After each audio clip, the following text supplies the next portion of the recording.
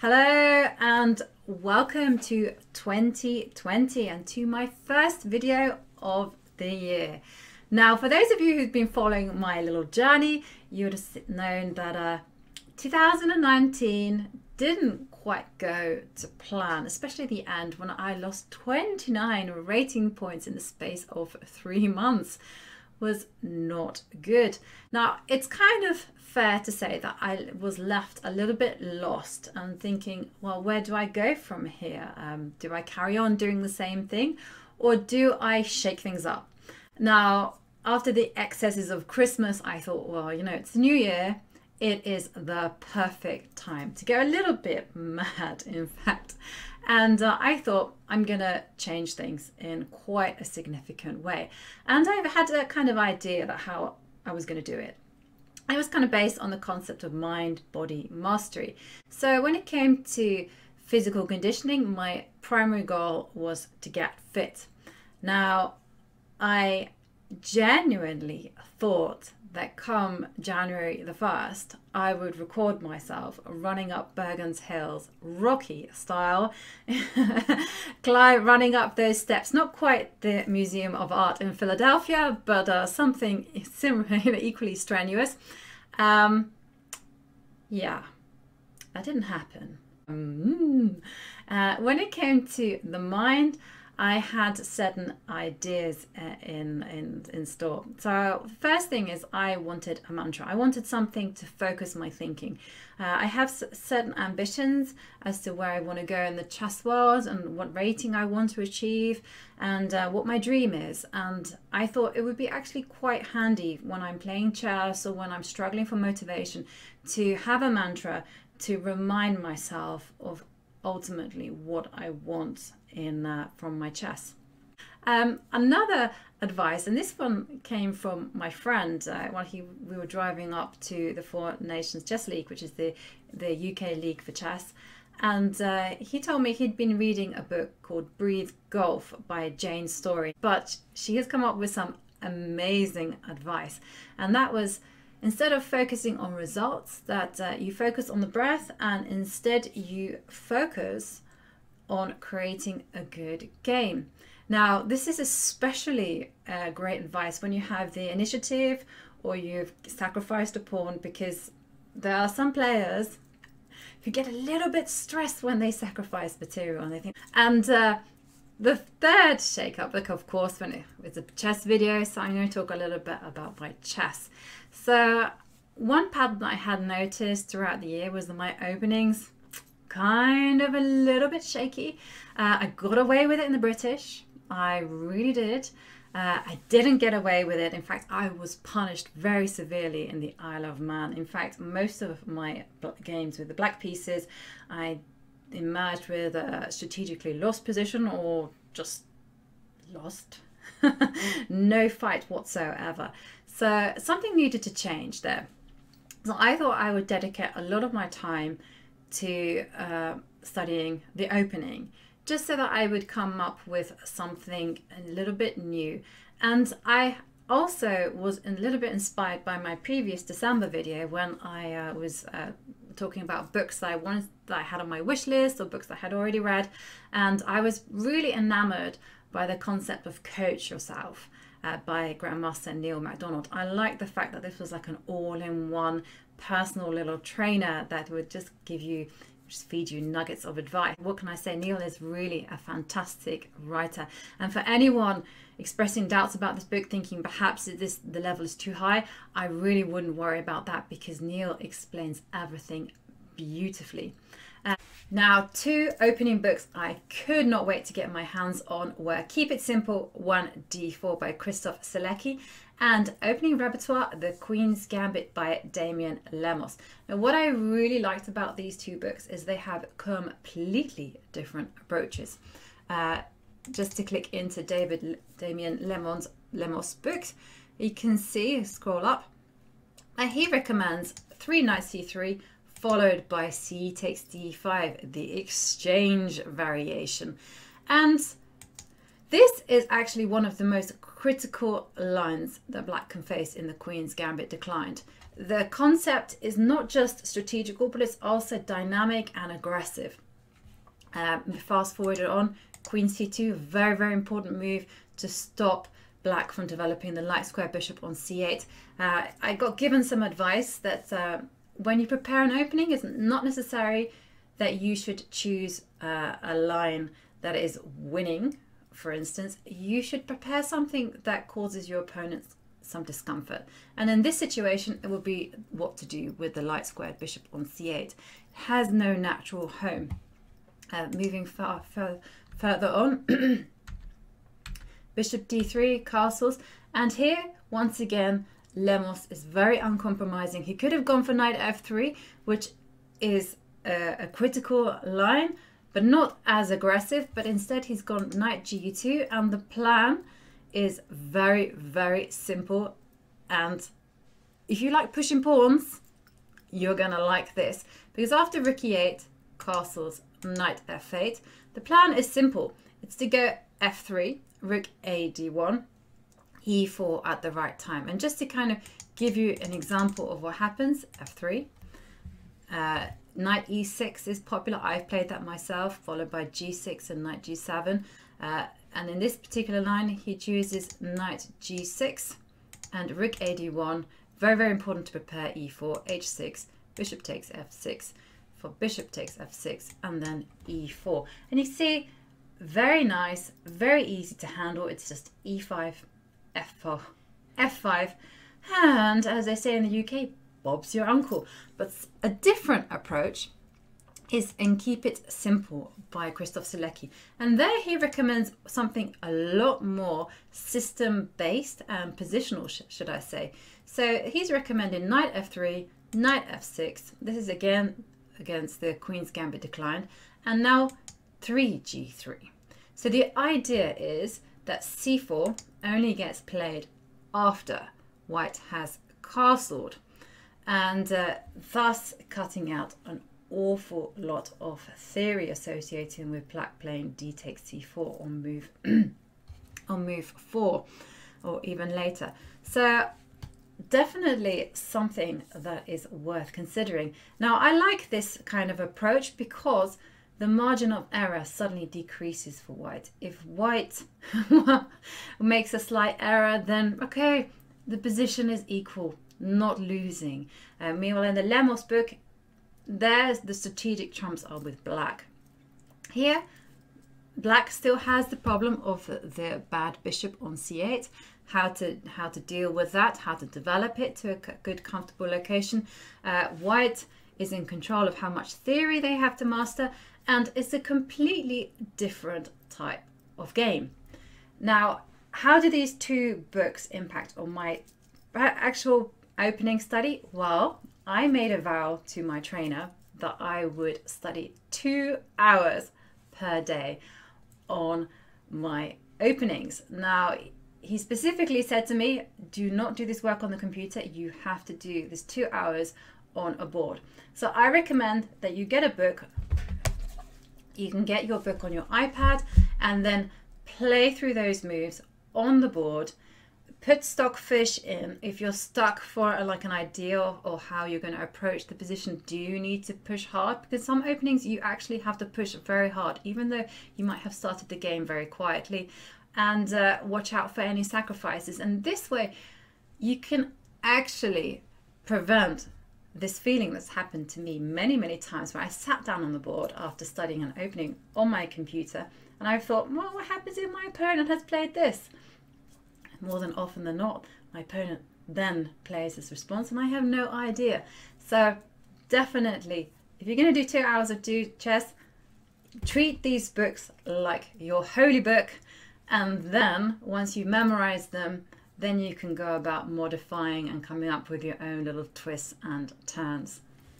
So have these changes impacted on my chess? Well, it's early days. I've played 4 games in the British League and the Norwegian League, and I've scored 3.5 points out of 4. But whether my changes have been successful, well, I don't know. I don't know whether I'm on form or my opponents have simply had a bad day at the office. The Norwegian League with the chess player's favorite, Banana and Tea. And here I am playing black against Kjell Arne Mork from SK96. And watch out for me getting some opening preparation. So queen takes e4. And here it comes. Queen a5, played with a flourish. And you're going to see that little tell. Yeah, wait for it. There's the glance that says I'm very happy with my position.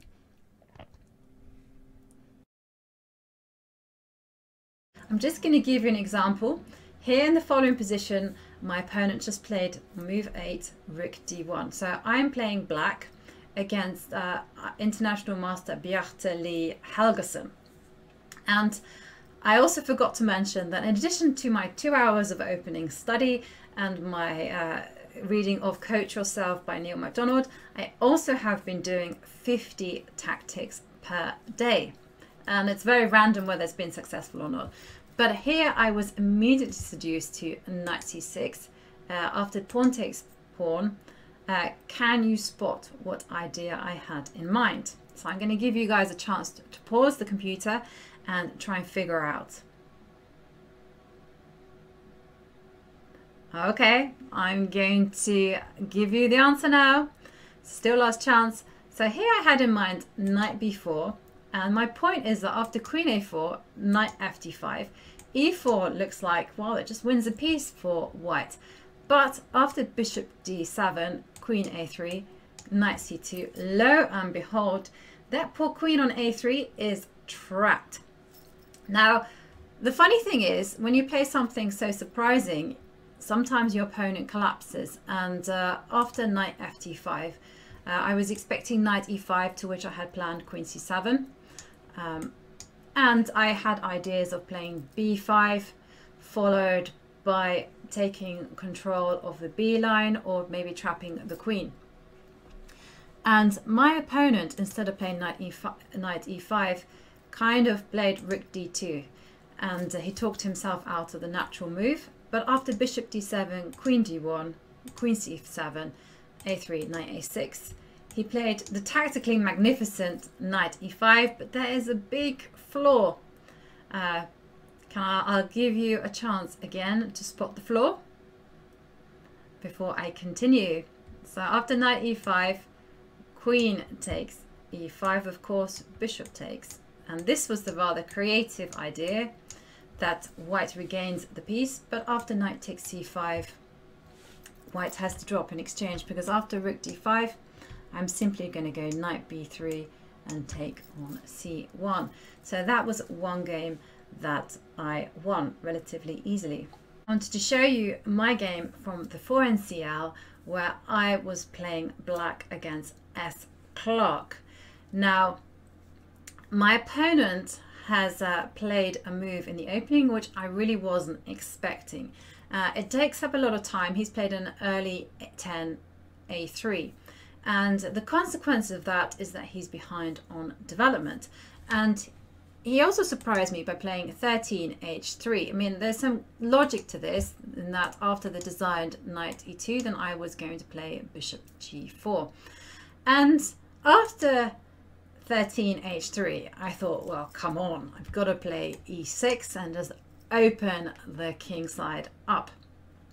Now, however, a probably more correct move is actually to play after h3, bishop f5. And the idea is, of course, to play bishop d3, and if after knight e2, just play bishop d3 and just completely clamp down on the white position. Bishop c4 wins back the pawn, and I have an absolutely fantastic position. Now, if I had been in that mindset of using my pieces and then doing a pawn break, then it would have been very, very obvious to me. Bishop f5 is actually a very thematic idea in the Panov. But I was really just fixated on opening lines. And e6 actually could spoil my advantage. So after knight e2, e takes d5, castles, and white can breathe a sigh of relief. an interesting kind of question, if I'm going to go back, is should you take with the pawn or should you take with the knight? And I think in general, you should, if you need to play for a win, you should keep the pieces on the board because it makes things less simple for your opponent. I did have to anticipate one thing, which is that after bishop e6, that rook c1 is well met by bishop h6. But once you spot this idea, the answer becomes very clear as to whether you should take on d5 with a piece or a pawn. Going back to the game, my opponent didn't play bishop rook a c1. He instead played rook a d1, and I played rook a c8. So I just thought, well, let's just maximize my pieces, get everything working. Rook fe1, h5.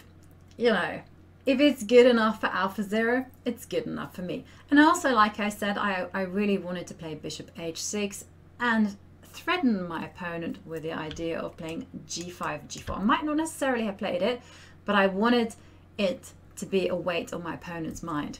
So my opponent played h4, bishop h6, and g3.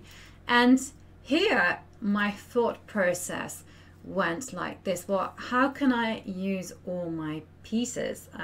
Which piece not working? So rook on c8 is doing a good job. Bishop on e6 is doing a good job. Knight is getting ready to jump into e4. That leaves one contender, which is the rook on d8. Now, I have to come clean. This move actually took me a while to spot. You know, I showed this game to a grandmaster friend of mine and he saw the move instantly. But for me, it took some effort. And the move that I came up with was rook d6, which I had probably blanked out because in my mind I just thought about knight b5. But once it dawned on me that knight b5 is completely impossible because of queen b6, then rook d6 makes a lot of sense. I'm also threatening to go rook b6 and chase the queen. And my opponent played knight c1 and I played rook b6 and queen a2, which is a rather passive move. And once again, I'm going to give you guys an opportunity to think about what could be the best move for black. And I have to also say that this move, it didn't come naturally to me at all. And in fact, after the game finished, I rushed back to my room and just checked whether this move is, you know, was it working or was it just pure bluff? And if you think in the principle of activity, well, the answer is very apparent. And that is, last chance, pause. Okay, that is knight e4.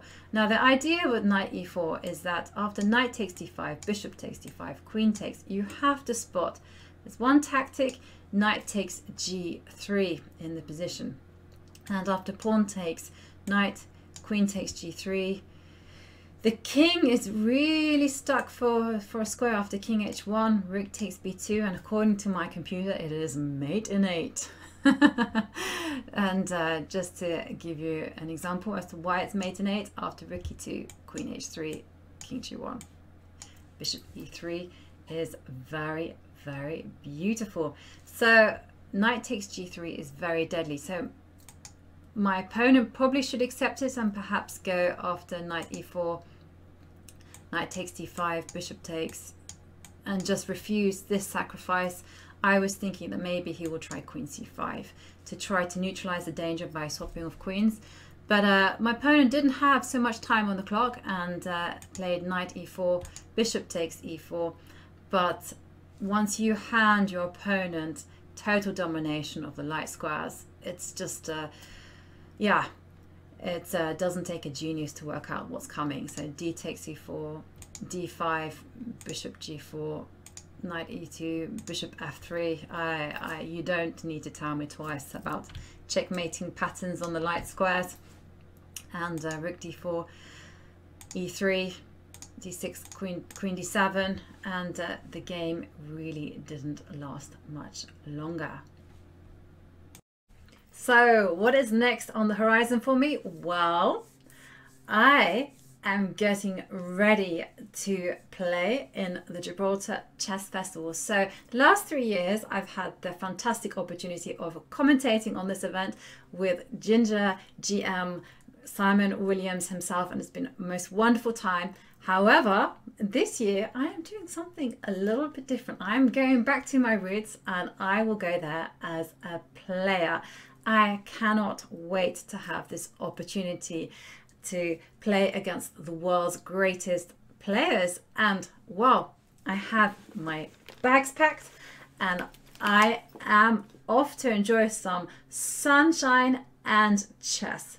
To be continued.